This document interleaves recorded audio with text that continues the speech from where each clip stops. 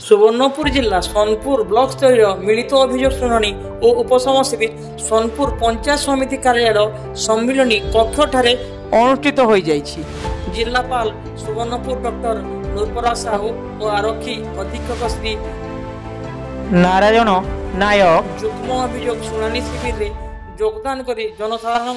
विभिन्न आपत्ति और समस्या निहित सर्वमोट 59 गोटी पंजीकृत अभियोग दरखास्त ग्रहण करथिले। तन्मध्यरु 51 गोटी दरखास्त व्यक्तिगत रहितबा बेले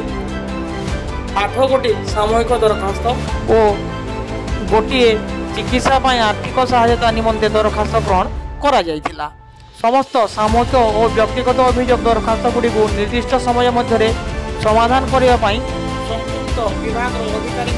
प्रदान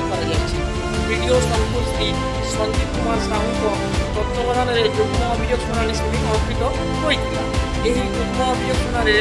अतिरिक्त जिलापाल राजस्व सुवर्णपुर श्री राजेन्द्र माझी, मुख्य उन्नयन अधिकारी तथा निर्वाही अधिकारी जिला परिषद सुवर्णपुर श्री अश्विनी कुमार मेहर, भारप्राप्त उपजिलापाल सोनपुर तथा डेपुटी कलेक्टर श्री सत्य सुंदर राउत को समेत तहसीलदार सोनपुर श्रीमती जी रश्मिरेखा तथा विभिन्न जिला स्तरीय अधिकारी तहसील और ब्लॉक स्तरीय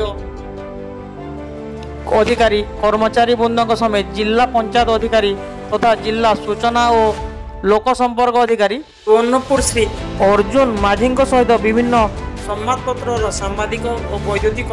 गणमाध्यम प्रतिनिधि माने योगदान करथिले।